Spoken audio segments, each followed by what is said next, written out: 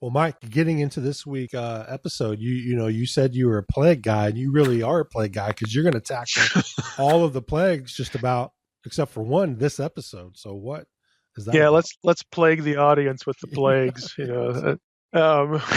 Is this your favorite episode to date? I don't know. I'm not through it yet. No idea. No Yeah. idea. I'll tell you when we're at the end. But no, I thought it would just be more convenient. We're going to cover Exodus 8 through 10, so chapters 8, 9, and 10, because those are the plagues up until the death of the firstborn, the Passover, and I wanted to keep those together because there are a number of things to unpack there. But what I want to do in this episode, the last episode we sort of introduced the plagues and we talked about the different views, how scholars look at the plagues, and there were four approaches. We talked about there's the approach that says the plagues are natural disasters. Then there was the approach that said, oh, they're just literary creations, and for most people who sort of camp out there, that means they're pseudo history. Not everybody, but most.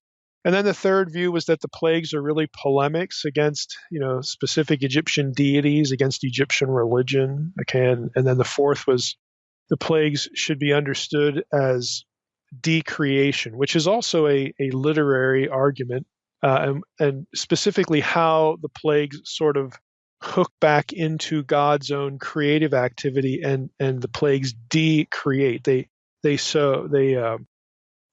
disorder what God has ordered. They take apart what God has brought together. They take a habitable world and make it uninhabitable.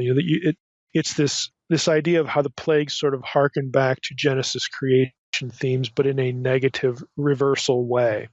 And we said at the end of the last episode that I prefer both of the views 3 and 4, the polemic view and the decreation view, because if we view decreation in the context of an attack theologically on the Egyptian religious concept of ma'at, the way things ought to be, the way that the gods have arranged things to be, just the whole concept of order, both cosmic and earthly, and how that sort of gets funneled through the pharaoh and is represented in a range of specific Egyptian deities. If we look at the plagues again as describing decreation, and specifically targeting the concept of Ma'at, that really is a polemic against Egyptian religion and the pharaoh. I mean, it just gets everything in one fell swoop. And we looked at how the first plague, at the end of the last episode, we looked at how the first plague, sort of accomplishes this, does this. So what we're going to do in this episode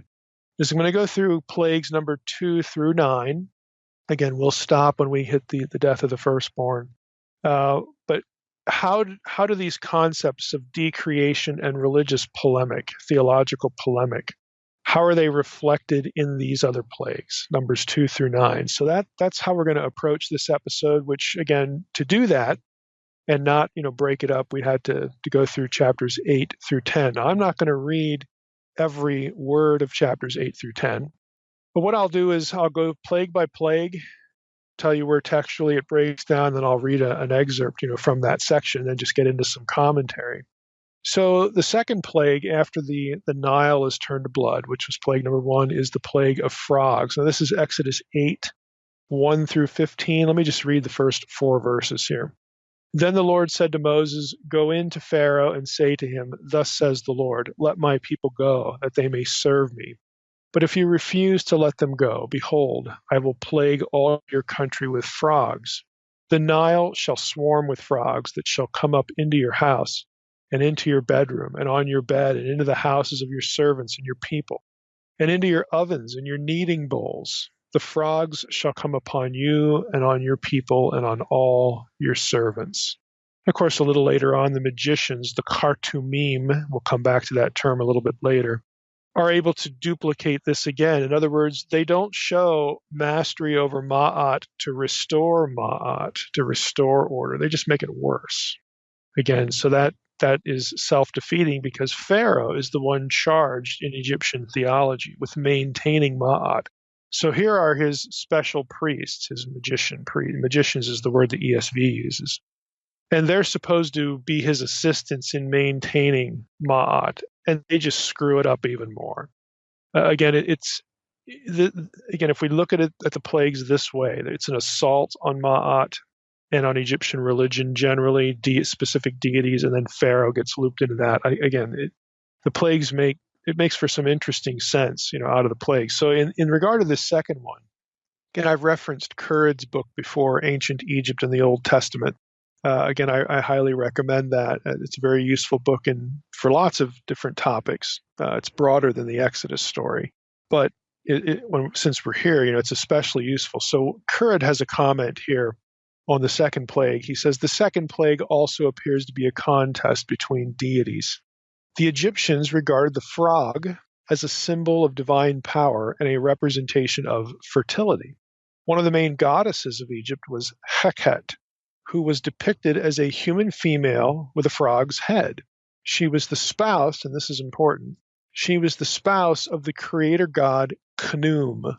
He fashioned human bodies on his potter's wheel, and then Heqet blew the breath of life into them and assisted as midwife at their births. Now let me stop there. We've brought up Khnum before when we talked about the Egyptian midwives with the birth stool, so on and so, that expression, and how it was really drawing on Khnum theology about the potter's wheel and the creation of human life. And then, of course, in Exodus 2, when you have the midwife scene, it's, they're preserving human life from Pharaoh's destruction and throwing, the kids into the Nile and all that sort of stuff. So we've brought up Khnum before. And here, again, he plays a role here, but specifically his wife, who is, again, depicted as a human female with a frog's head. So the plague of frogs, very naturally, is going to hearken back to that imagery. Again, she is the one who, again, breathes the breath of life into the new humans that Khnum creates on his potter's wheel. So Currid adds here, Heqet also had the responsibility to control the multiplication of frogs in ancient Egypt by protecting the frog, from frog-eating crocodiles.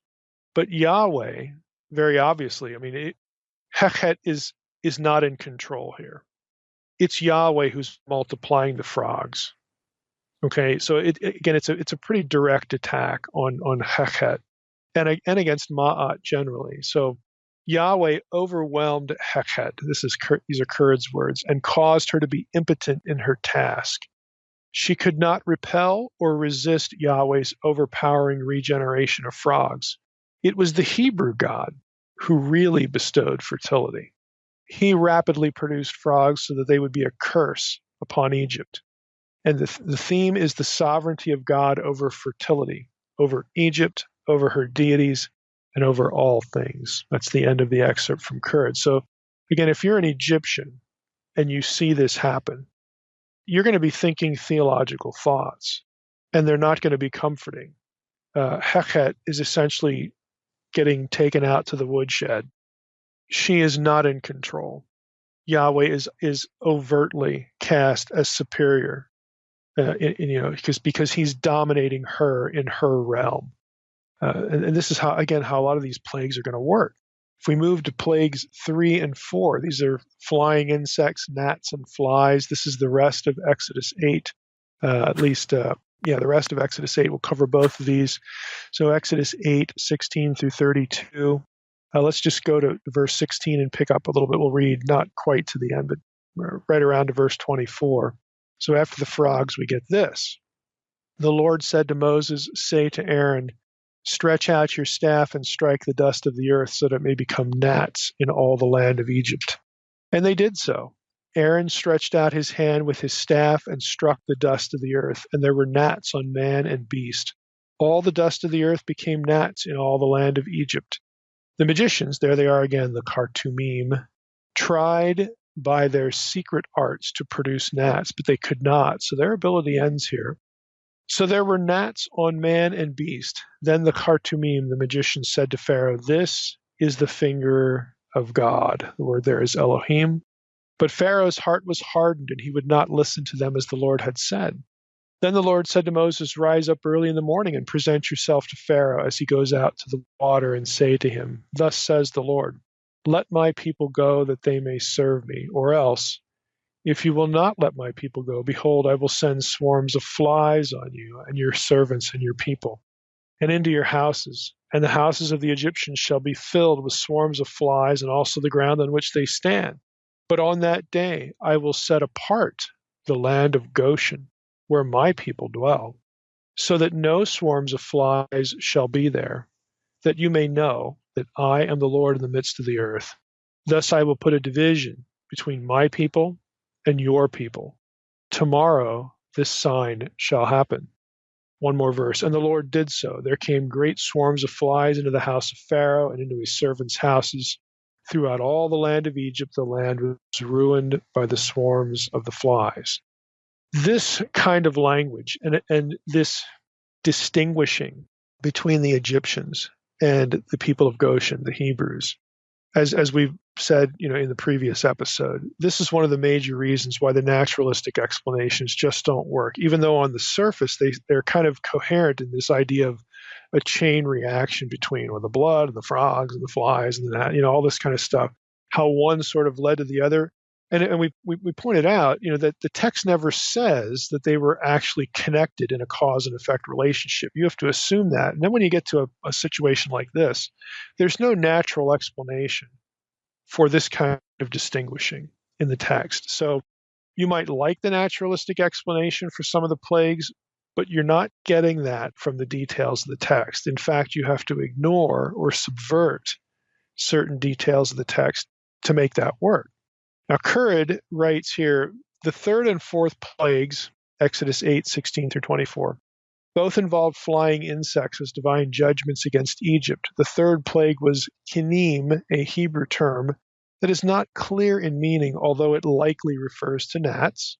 Other suggestions are that the kinim were vermin, lice, or maggots. The fourth plague came in the form of arob, which is commonly understood to be a stinging fly, possibly even a mosquito. These plagues may have been directed against the Egyptian self-generated god of resurrection, Khepre, who was symbolized by the flying beetle. Again, that's a speculation because of, if you've ever seen the the beetle image in Egypt. It's also the dung beetle, but you also see the beetle with wings, and that's what Currid is alluding to here. And since these are both flying insects, some scholars have speculated that, what we have here is, again, an unleashing of those kinds of critters in a demonstration of who's in control of them. Now, there's another way to look at this as well. There are other indirect references to these plagues in other sources that I think make a better connection to Egyptian religion.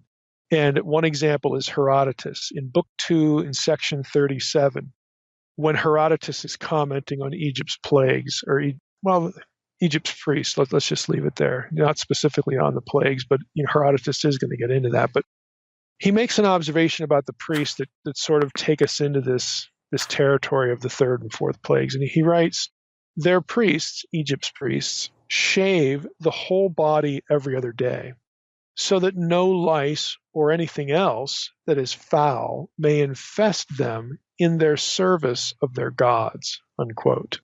Now, the point here that Herodotus is alluding to is that these priests would shave their bodies to avoid their bodies being home to lice or gnats or anything else that would render them unclean and disqualify them from temple service of their gods. Now, obviously, that is impossible during these two plagues. The plagues robbed therefore, if you're a priest and your home is infested with gnats and flies, whatever these flying insects were, you're not going to be able to be completely rid of them, which means you are ceremonially, ritually unclean, which means you cannot serve your God. You cannot bring offerings. You cannot perform certain rituals on sacred space in Egyptian religion. And that means that the gods are neglected, and they're not going to be able to do, either because they don't want to be neglected or they're rebellious, or there's a certain sense where the priesthood, all this ritualistic mishmash, is an essential part of working with the gods to maintain Ma'at, okay? You're not going to be able to do that. That is not going to be an operation because your priests would defile the sacred space. So the flies and the gnats are, again, another assault, peripherally, but certainly effectively. They're another assault on Egyptian religion. Again, it's just impossible to be rid of these things. And so it's going to disrupt the offerings and other ritual acts with Egypt's gods. Now, the word for priest in the biblical accounts, as I mentioned already, is kartumim. It's translated magicians, which is a bit unfortunate because that makes it sound like they're doing card tricks or pulling rabbits out of something.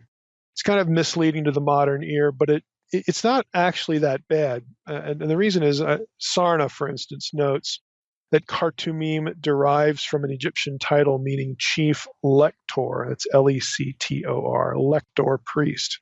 You say, well, what's a lector priest? Well, Redford, in the Encyclopedia of Ancient Egypt, writes this about lector priests. Again, Redford's an Egyptologist, and this is a major reference work for ancient Egyptian, life and culture and religion and history. He writes, the priest who actually recited the spells and rites, R-I-T-E-S, both in temple ceremonies and funerals, was a lector priest.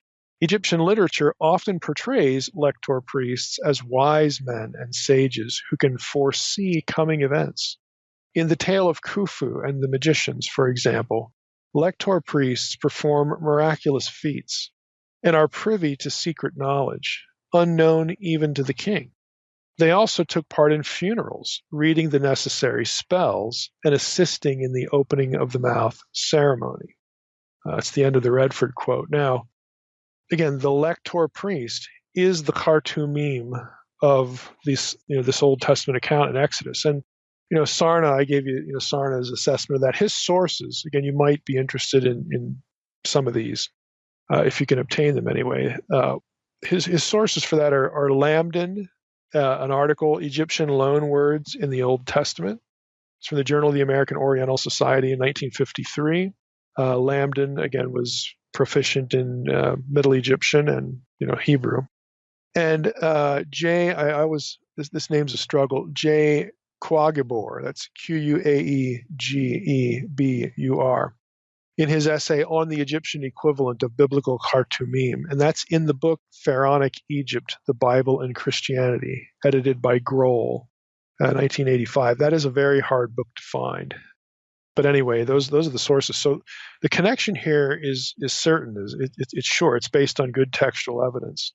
And so if you have gnats and flies infesting the land, they are preventing the priests from being ritually able to perform the service of their gods. Now, I alluded to the fact earlier that the kartumim were able to mimic, what's going on. In the earlier plagues, they make things worse. They contribute to Pharaoh's inability to maintain Ma'at. And as we read through this passage, again, you would have noticed that in this case they can't do it, and that's important here because let me go back to the Redford quote. When Redford alludes to the tale of Khufu and the magicians, he says that these particular priests perform miraculous feats, are privy to secret knowledge, unknown even to the king. So the pharaohs look into these guys for a special ability to help. And earlier they make it worse, and here they can't do anything. And they actually say to Pharaoh, this is the finger of God, So it's worse than just being rendered ritually impure so that you can't maintain the Egyptian cult, the worship of the gods, and all the stuff that Egyptians thought they had to do to maintain Ma'at on earth and keep the gods happy and all that stuff. It's not just that bad. It's that they, again, are supposed to have power to perform miracles, granted to them by the gods, of course. And in this demonstration, they fail. I mean, they are beaten. They can't do it. And so, again, Yahweh is just demonstrated point blank as being superior. So the God of the Hebrews is defeating Pharaoh. He is decreating and reversing Ma'at. He's showing who is really in control of order on earth. and really in heaven as well, because that's the realm of the gods. And these priests, I mean, at every point, and specific Egyptian deities too, the plagues are an assault on the whole Egyptian, theology, the religious worldview, their religious system. Let's move on to number 5. We've got the pestilence on the cattle. Okay, this is Exodus 9. So let's go to Exodus 9 here.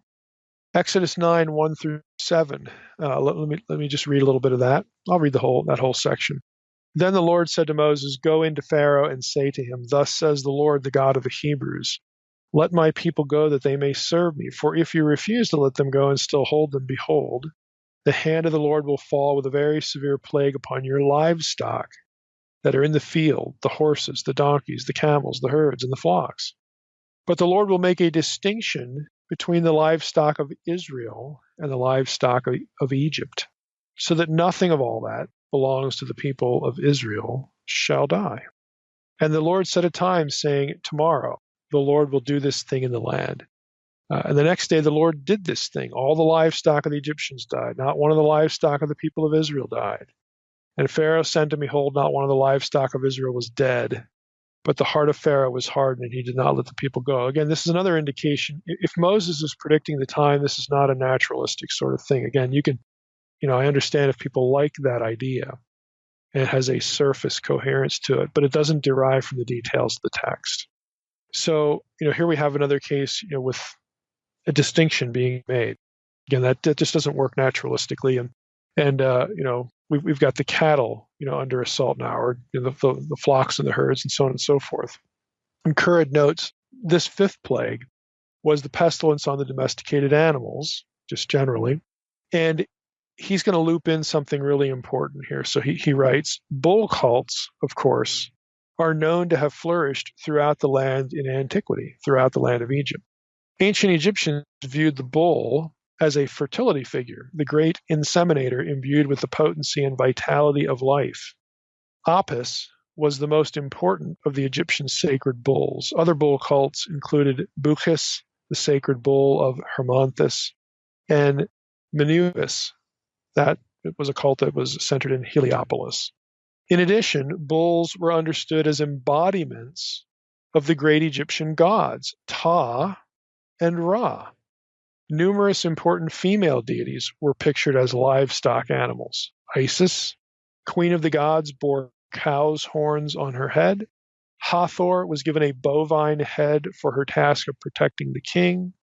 The livestock animals provided necessities to the people in the form of food, milk, clothing, transportation, and they were destroyed in the 5th plague. So the biblical author is again demonstrating that Yahweh was sovereign over and in control of all things. The Egyptian gods were impostors. That's the end of the Currid quote. And again, this is, if you've done any reading in Egyptian religion, the Apis bull is the one that stands out here. That was a major Egyptian cult aspect of their theology and their worship.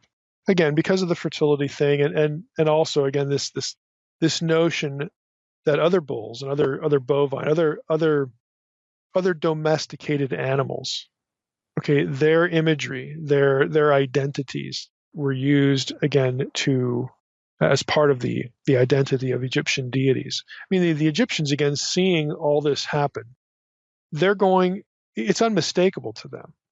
It might be a little stretch for us because we look at Egyptian religion, man, that stuff's weird. Look at the weird pictures, look at how they draw their gods. They're half human, they're half animal. Again, they're doing this to connect deities with specific roles and specific ideas through the natural world. The things that Egyptians can see and experience and understand. So, but to us that looks a little weird. But to the Egyptian, when you see, again, going back to the frogs, that's unmistakable. You know who's in the crosshairs there. Here with the livestock, again, there's going to be an assortment of Egyptian deities that are going to be one-upped, that are going to be defeated, that are going to be under the thumb, that are going to be diminished and belittled by the Hebrew God. Again, it's just an unmistakable thing to an Egyptian witness to these sorts of events. And again, it's not news to the Israelites either, because they've been here for quite a long time, 400 years. And so they've gotten used to the trappings of the Israelite state and the Israelite, religious ideas and the portrayal of the gods and the iconography. I mean, they're going to know when they see things in the natural world being overturned and upset and die, be afflicted, and wind up dying. They're going to know that this is going to be perceived by the Egyptians, rightly so, as an assault on their religion, assault on their gods, assault on what they believe about their deities. And, again, it's a polemic for the superiority of Yahweh. Plague number 6. This is the plague of boils. This is Exodus 8, 9 through 12. The Lord said to Moses and Aaron, "Take handfuls of soot from the kiln and let Moses throw them in the air in the sight of Pharaoh. And it shall become fine dust over all the land of Egypt, and become boils breaking out in sores on man and beast throughout all the land of Egypt." So they took soot from the kiln and stood before Pharaoh. And Moses threw it in the air, and it became boils breaking out in sores on man and beast. And the magicians, the Khartoumim, could not stand before Moses because of the boils, for the boils came upon the magicians and upon all the Egyptians. But the Lord hardened the heart of Pharaoh, and he did not listen to them, as the Lord had spoken to Moses. So again, here we have the Lector priests involved in this scene again, the Khartoumim.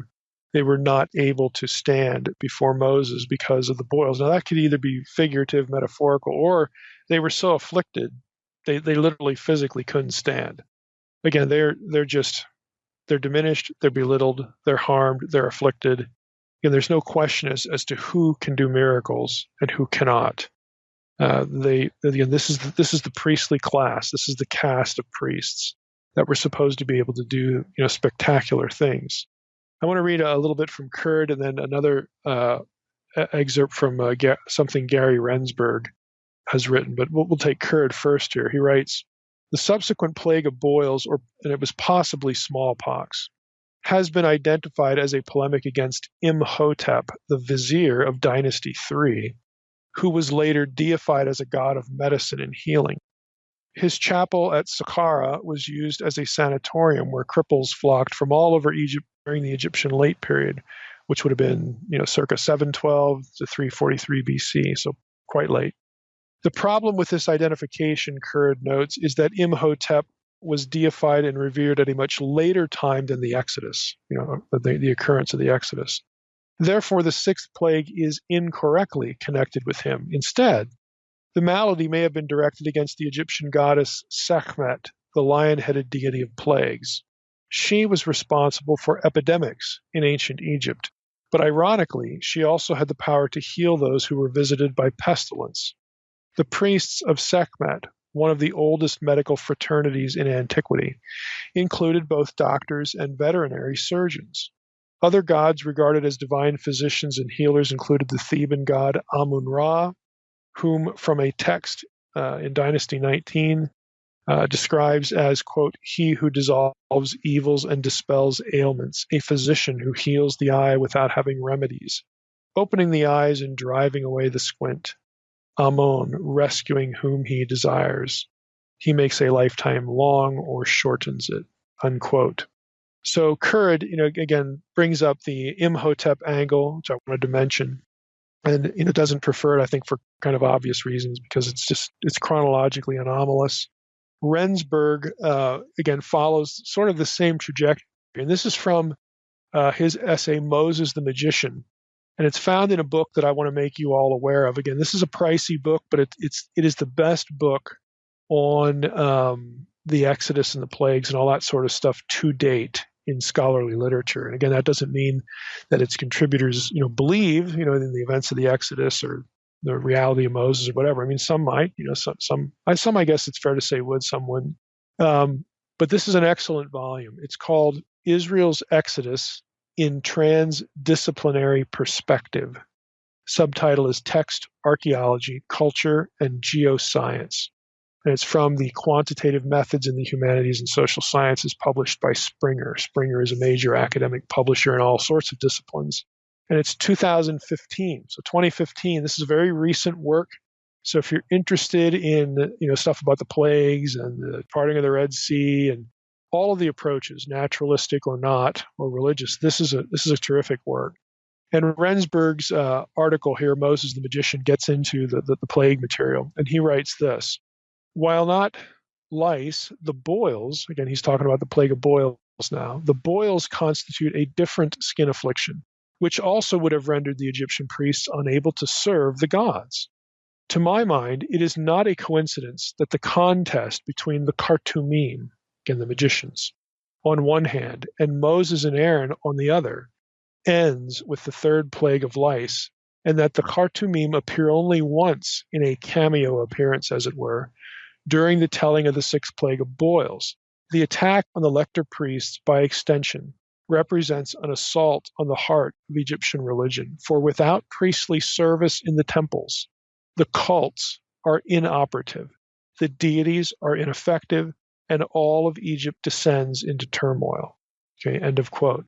So he picks up on this phrase about not being able to stand, the Khartoumim not being able to stand because of the boils before Moses and Aaron, and he takes that quite literally, that they are incapacitated. So it's not just that they're, before with the gnats and the flies, that they're rendered unclean and they can't go onto, Egyptian religious sacred space, and we have the neglect of the cult and the rituals and all that stuff. This ups the ante. They can't even make it to work.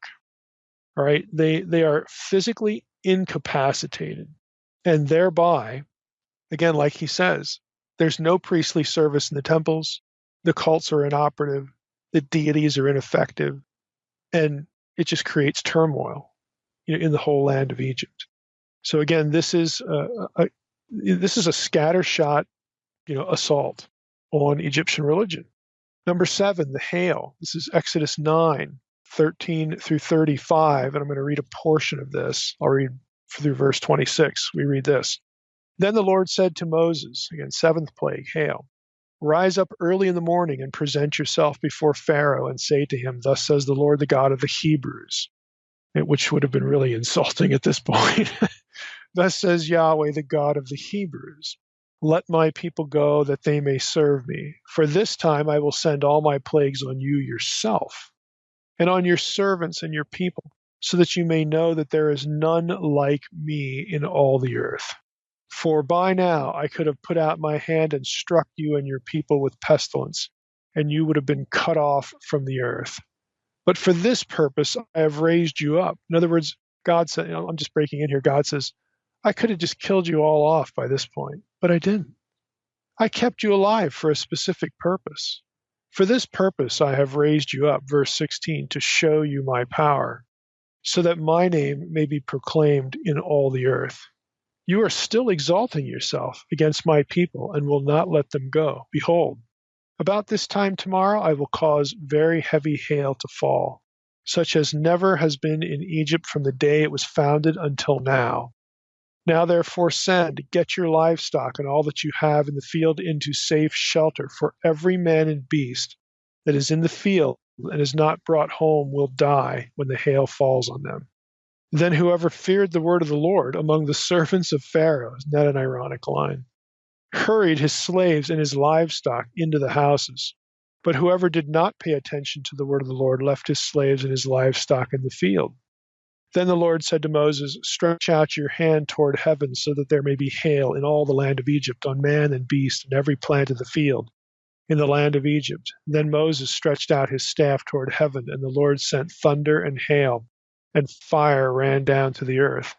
And the Lord rained hail upon the land of Egypt. There was hail and fire flashing continually in the midst of the hail, very heavy hail, such as had never been in all the land of Egypt since it became a nation.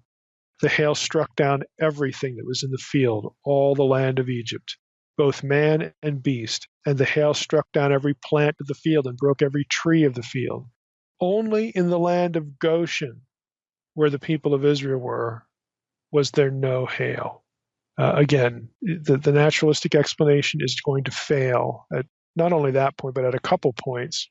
If you want your view of the plagues to derive from the text, then you can't really default to the naturalistic perspective, which we've mentioned before. So what you have here, I want to go back here to let's take up a little bit here. You have in 9:27, right after where I stopped here in chapter 9. you have Pharaoh sending and calling Moses and Aaron. This time I have sinned, and the Lord is in the right. I and my people are in the wrong. So you have this sort of apparent recognition of sin, but it's disingenuous repentance. Because Pharaoh does the very same thing 7 verses later in verse 34. And this time it is Pharaoh who hardens his own heart. And so his repentance here, if we kept reading, Pharaoh got the message. Well, actually he didn't, because again, he's going to be turned against the Lord anyway, despite all this stuff up to this point. Currid writes, the catastrophe of the hail was a mockery of the Egyptian heavenly deities. Don't they have power to stop the hail? If they were really gods, if they were really powerful, okay. If they were really powerful, when I say if they're really gods, yes, they're spirit beings that exist, and we have spiritual warfare and in this and all that sort of stuff. What I mean is if they were really powerful, if they really had authority to overrule what the God of the Hebrews is doing, wouldn't they do it? Of course, the point is they don't. They don't have that ability. So Egyptian heavenly deities like Nut, N-U-T, who is the female representative of the sky. She is in other texts and pictures the personification of the vault, the dome over the earth, vault of heaven. Shu is the deity that supports the heavens, holds up the sky. Tefnut, the goddess of the moisture in the atmosphere. Okay, these are all heavenly deities. They are deities that are supposed to reign in the regions from which the hail comes. And they're not doing anything. I mean, they can't touch this, is the point.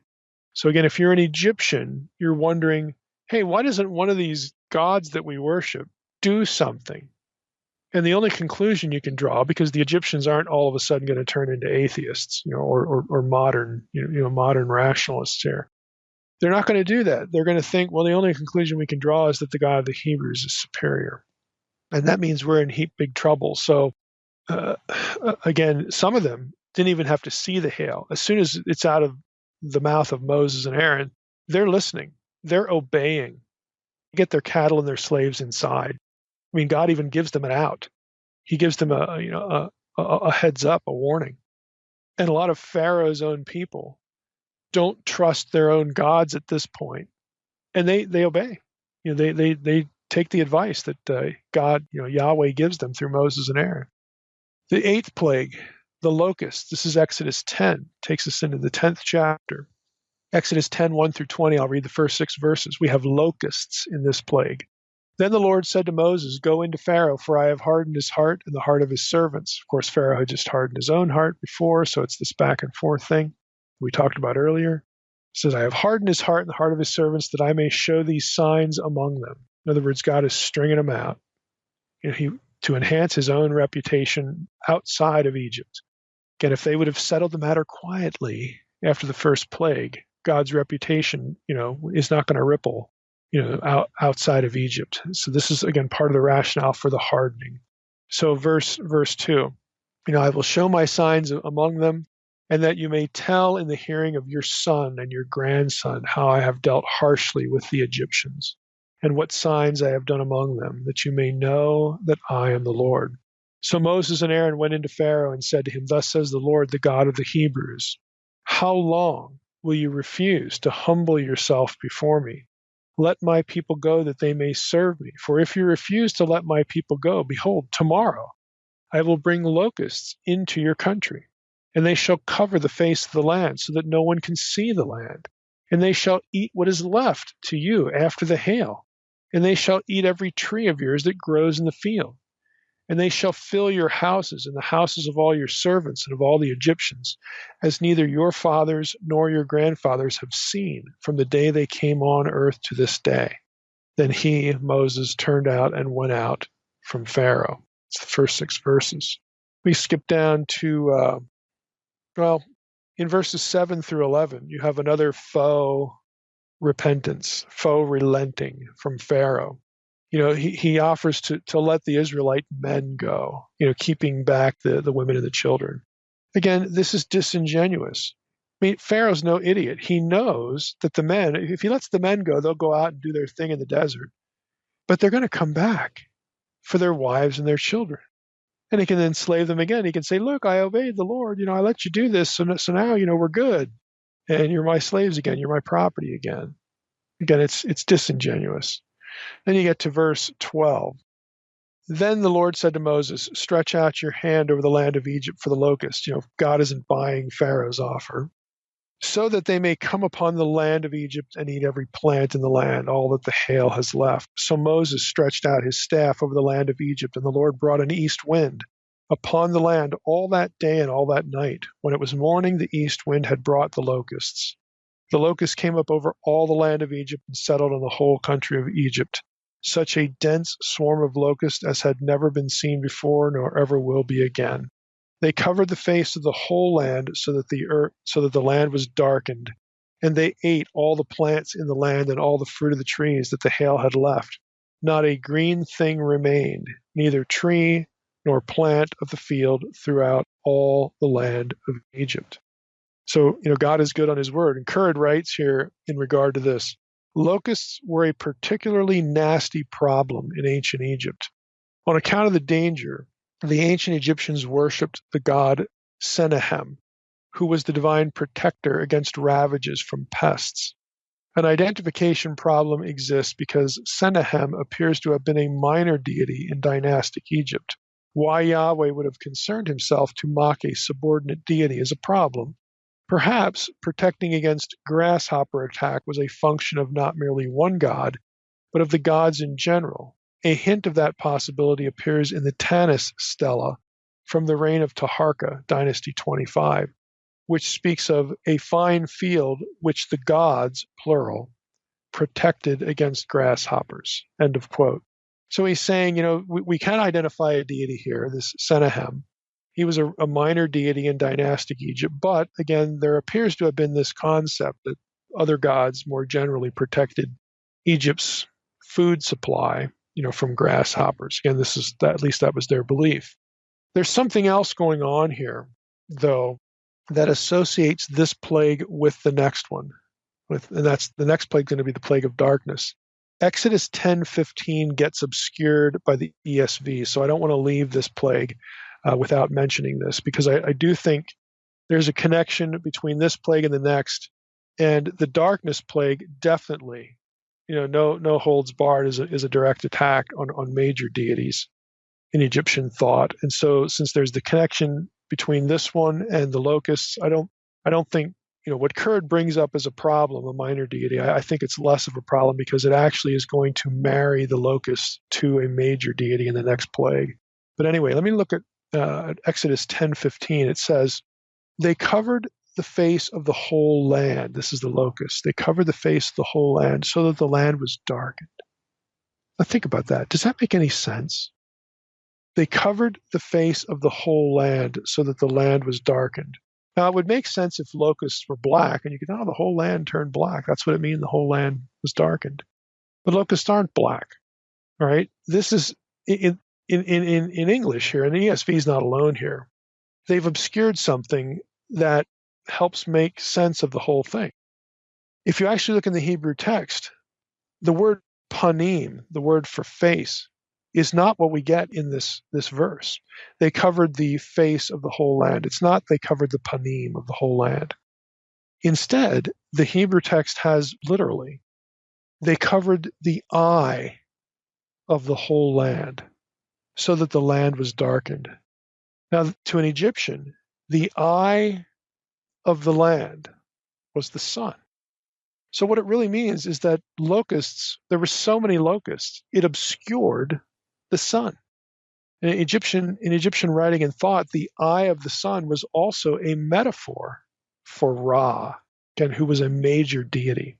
And so that creates a link to the next plague, plague number 9, in Exodus 10:21 through 29. I'll read a few verses of that. "Then the Lord said to Moses, stretch out your hand toward heaven, that there may be darkness over the land of Egypt, a darkness to be felt. So Moses stretched out his hand toward heaven, and there was pitch darkness in the land of Egypt 3 days. They did not see one another, nor did anyone rise from his place for 3 days. But all the people of Israel had light where they lived. Again, there you have the distinguishing. And at this point, Pharaoh is going to break and say, Pharaoh called Moses and said, go serve the Lord, so on and so forth. But again, the Lord hardens Pharaoh's heart because he has one more thing in mind, again, to multiply the judgment. And that's going to be the final plague, which we'll get to in the next episode. But here in the plague of darkness, verse 23, this is clearly miraculous. All the people of Israel had light where they lived. And it harkens back to the distinguishing of Exodus 8:22. On that day I will set apart the land of Goshen where the people dwell, so that no swarms of flies shall be there. And then Exodus 9, verse 4, but the Lord will make a distinction between the livestock of Israel and the livestock of Egypt, so that nothing of all that belongs to the people of Israel shall die. It's very specific as far as the distinguishing. And again, God is not only showing himself as the master of Ma'at, the master of creation order, through the decreation of Egypt, the disassembling of its order, and really the natural world, the natural order. But he's also, again, even moving a little bit beyond that by distinguishing his own people from the Egyptians, which, again, you can't really get there in a naturalistic, sort of approach. Now, Heqet writes about darkness, and again, I've suggested that the darkness is in part, God asks Moses, commands Moses to stretch out his hand toward heaven. But the place has already been darkening because the eye, again, of the land has been covered with locusts, so it's sort of preparatory. Heqet writes, the ancient Egyptians regarded Amun-Ra, the personification of the sun, as their chief deity. They believed that Amun-Ra, in his rising in the east, symbolized new life and resurrection. Now, just hold that point in your head. Every day when the sun rose to an Egyptian, it's Amun-Ra rising, from the realm of the dead. It's a resurrective image. So you have Amun-Ra rising, and he gives new life to the land. The sun's going to be out, which means the plants are going to grow. Animals are going to eat. We're going to eat. You got to have the sun, okay? Very obviously. So they believe that Amun-Ra, in his rising in the east, symbolized new life and resurrection. In fact, they considered him to be the creator God. But when Amun-Ra sank in the west, when the sun set, he represented something different and antithetical. He symbolized death in the underworld. When Yahweh so willed, in Exodus 10:21 through 29, the sun was darkened, and Amun-Ra was hidden and unable to shine upon his worshippers. He's unable to rise, in effect. Heqet finishes, during the 9th plague, Amun-Ra did not rise again and did not give life. His realm was death, judgment, and hopelessness. Again, this is a big deal. I think of all the plagues, obviously the Egyptians were going to get freaked out by all this stuff, and they can tell that it's an assault against their religion, against their gods, against their pharaoh, who is supposed to be a god, Horus incarnate, Ra incarnate, all this stuff. But I think this one would have been the most frightening because it's like, well, did he just kill Amun-Ra? Because he doesn't, they can't see the sun. The sun is darkened, and so there's something wrong here. Amun-Ra, their creator god, the highest, the chief deity in Egypt, is now subject to Yahweh. Again, if you're an Egyptian, this is unmistakable imagery. You can't fail but to notice, obviously, what's going on around you, but you can't fail to comprehend what it means. It means that the God of the Hebrews is in complete, absolute, dominant control over the gods you worship. And you're just hoping that Pharaoh will let these people go so that Ma'at can be restored. Because if it ain't restored, you're going to die. The whole land is going to die. It's the end of Egypt. So again, as an Egyptian, this is what's going through your head. And, again, a lot of this stuff is sort of distant from us because we don't know much about Egyptian religion, or it's just weird and we don't really understand the imagery. We think it's cartoonish. Again, all these images of Egyptian deities and these concepts of associating them with animals and other things in the natural world are designed, again, to help them communicate the relationship of power that they don't understand, powers of the natural world, but also, creation and how all this stuff is maintained. And they, like everybody else, attribute it to divine origin. So it's a way to talk theology. It's a way to talk reality, talk worldview, talk your place in the natural world for the Egyptians, to communicate these ideas, and again link them, into the religious system. This is what the plagues are.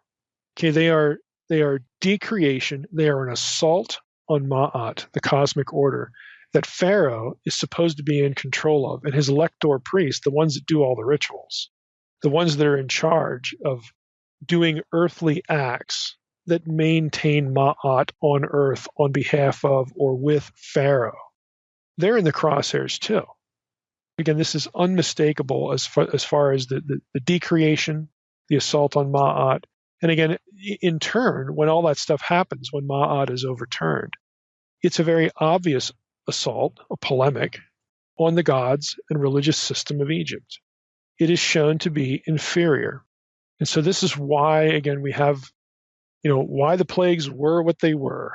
Why, when we read, through Exodus 8 through 10, I think it helps us to sort of get in the heads of the Egyptians and get in the heads of the Hebrews. And of course, Moses was raised in Egypt. He knows what all this stuff, means. He knows what's going on here. I mean, he's picking up what the Lord is laying down. He can't miss it. And again, to, an original reader, a biblical reader, somebody in this, part of this world, this worldview, when this stuff gets written down, even after, the events themselves, this is very obvious theological messaging. And again, that is not to say it's unhistorical or pseudo-historical or whatever. Again, you're only going to be drawing that conclusion if you are a practical atheist. Scholars may not like to use the term atheist, but they might say they believe in a God or something like that, but they don't want him to act in history when it comes to the Exodus plagues. Well, that's a little inconsistent, don't you think? I think that's really inconsistent, but that's where some scholars are. A lot of scholars are. And it's sort of understandable, but it's inconsistent at the end of the day. But if you're not one of those, again, it's very obvious, what's going on here with the plagues and sort of how to read them, both in terms of, real-time events, again, extensions of the power of God, and also their meaning theologically. And again, it's still a good message for us, about the powers in heaven, supernatural powers, who's in control and who's not, who's really calling the shots here. So I think it's a good way to understand the big picture and go through the plagues like this, both in terms of what they strike at directly and the, again, very suggestive polemic against the gods of Egypt. So this is actually spiritual warfare. The plagues are spiritual warfare in the Old Testament, and anything like this sort of gets put into that bucket. So, hopefully, when you read the plague accounts again, you'll remember some of these things and appreciate, what's going on. All right, Mike, now that we're on the other side of the episode, what do you think? Plagues your thing? Yeah, I like this. I like Egyptology. Yeah. So absolutely. It's hard not to. Yeah, absolutely. It would have been nice to have have gotten to the Passover during the Passover, but we didn't quite do that, but that's all right. It'll be fresh in people's minds if they did. So what's the Hebrew saying? It's Pesach. What? It's such an S. Yeah. Samach Pesach, or what is it? Yeah. It's Pesach. Pesach. I'm from Texas, y'all. I say Pesach. That's about as good as I get. I apologize to all my Jewish brothers and sisters out there, but yeah, we have it ends with a consonant that we don't have. So. In English, Hebrew. Think of the ch like in Bach. It's like spitting or lock. Yeah, there you go. There you go. I enjoy it when you hit those Hebrew words and you say it, because it's fun to hear those words spoken as they are supposed to, because I can't do that. All right, Mike. Well,